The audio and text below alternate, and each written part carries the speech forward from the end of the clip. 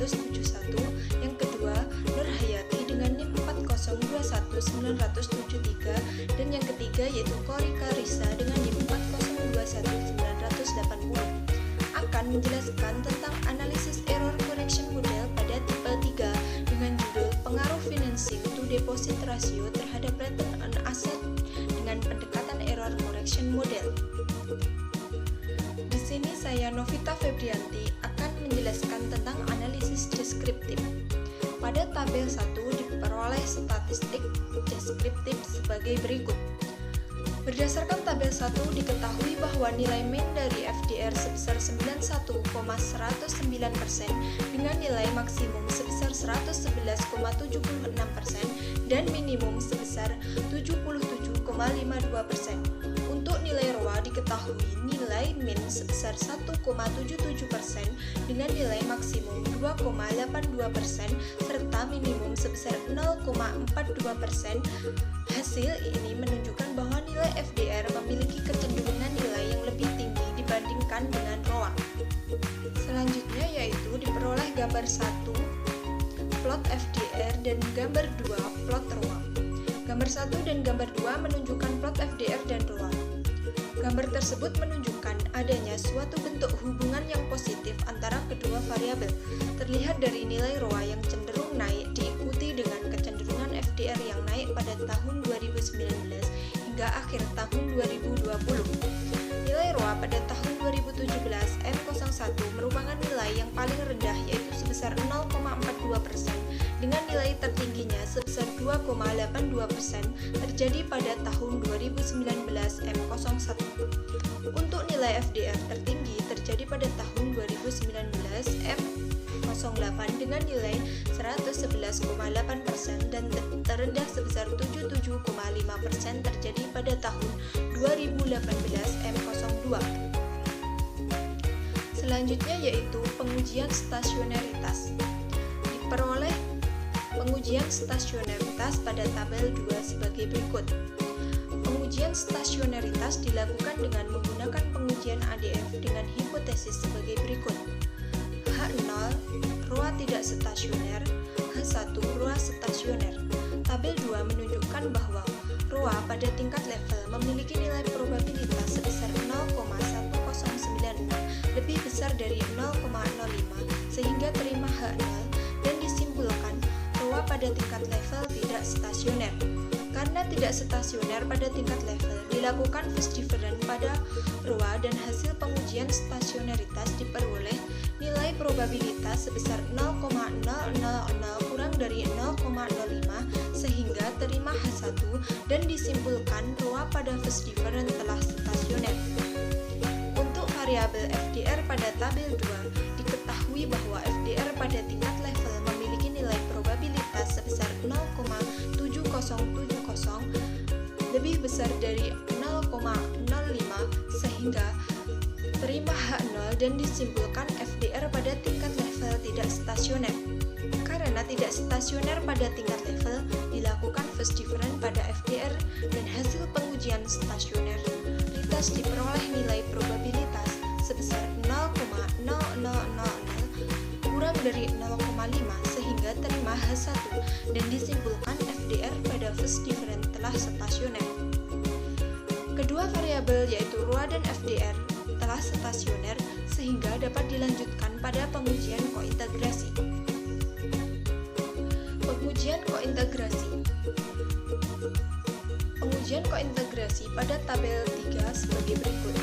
Pengujian kointegrasi dilakukan dengan uji kointegrasi dari Eggle-Greger dengan memanfaatkan hasil pengujian ADF sehingga hipotesis yang digunakan sebagai berikut.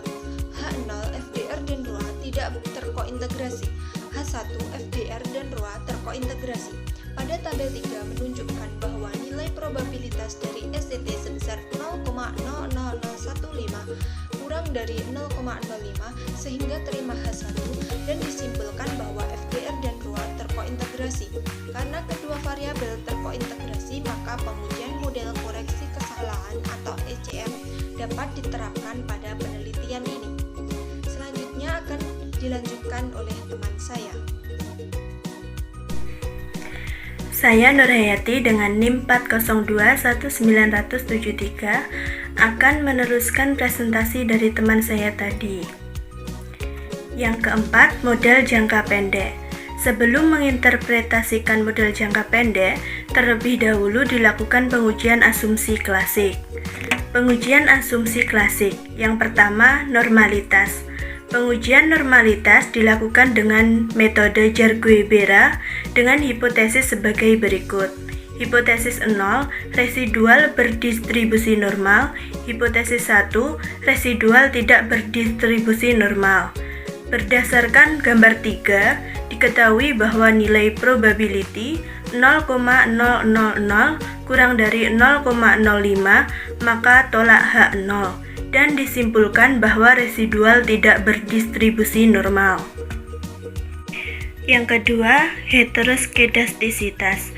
Pengujian heteroskedastisitas dilakukan dengan metode Bruce-Pagan-Godfrey dengan hipotesis sebagai berikut.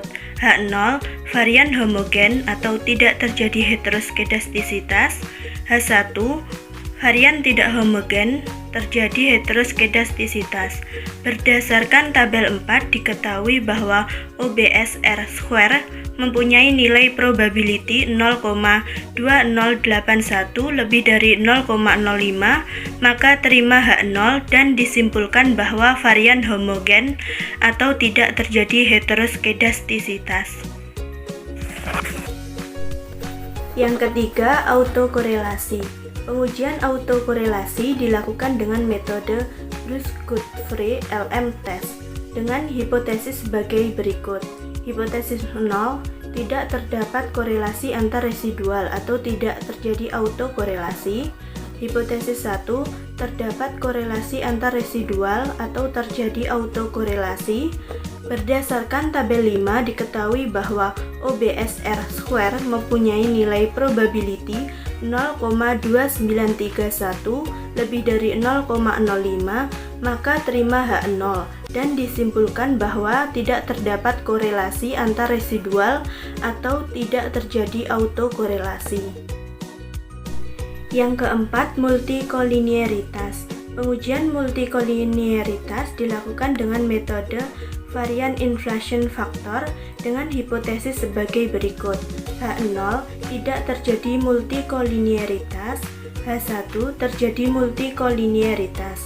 Berdasarkan tabel 6, diketahui bahwa nilai constant varian inflation factor kedua variabel yaitu DFDR dan ECT-1 sebesar 1,144131 kurang dari 10, maka terima H0 dan disimpulkan bahwa tidak terjadi multikolinearitas.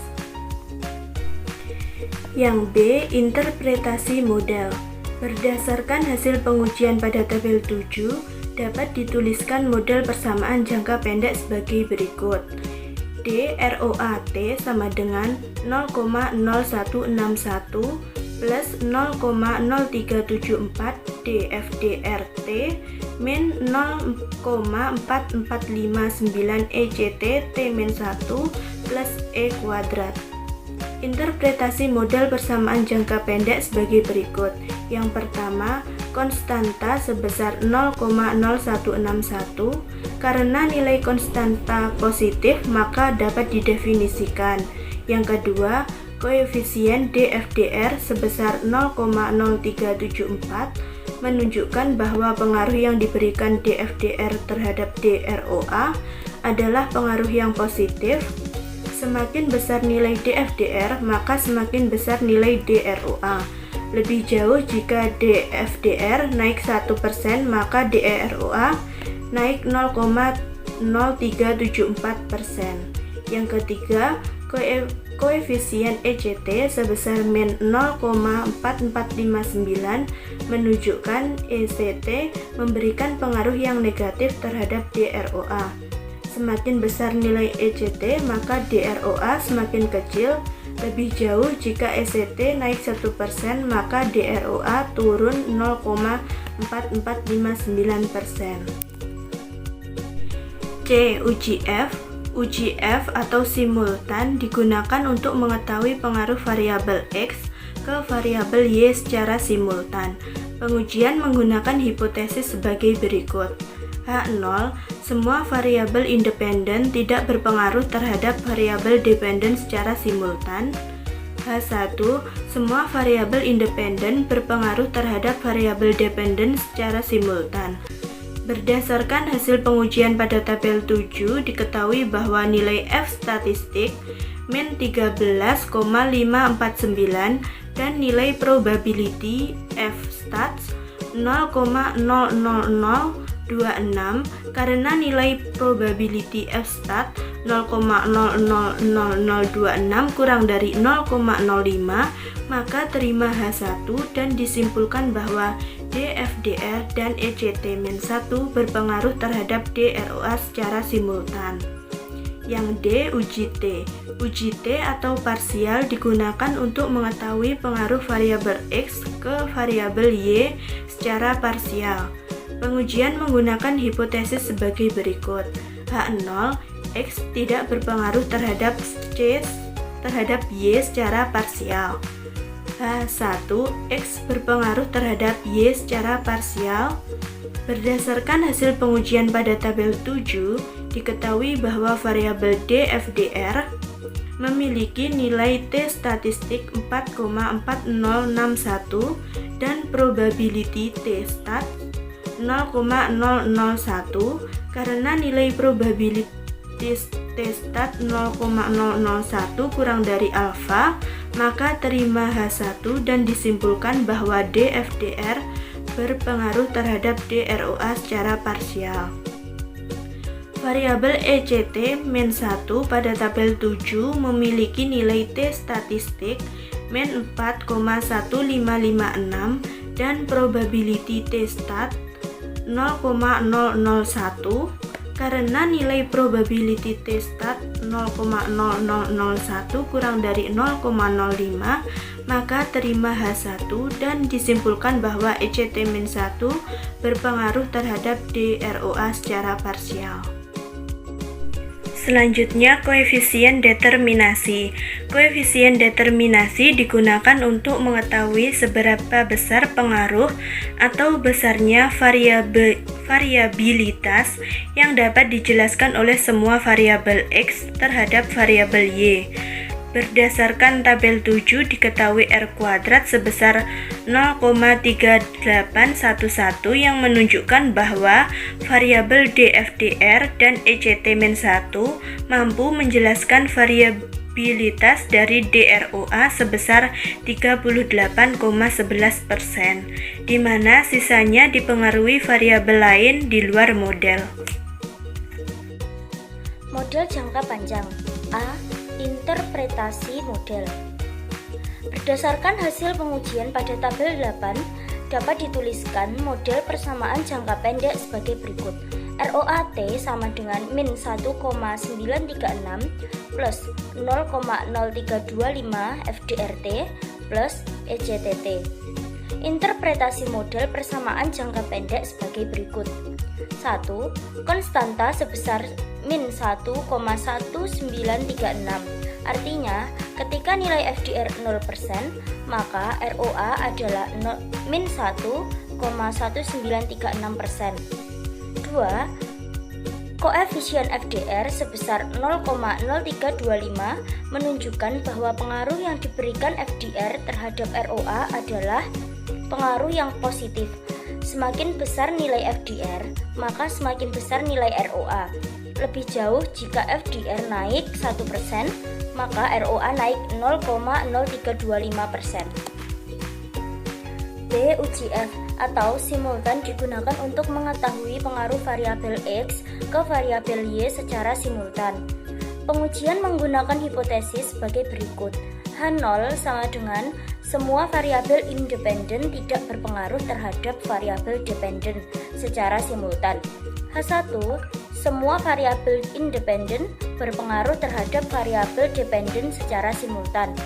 Berdasarkan hasil pengujian pada tabel 8, diketahui bahwa F statistik sama dengan 89,500 dan nilai prob atau F stat sama dengan 0,0000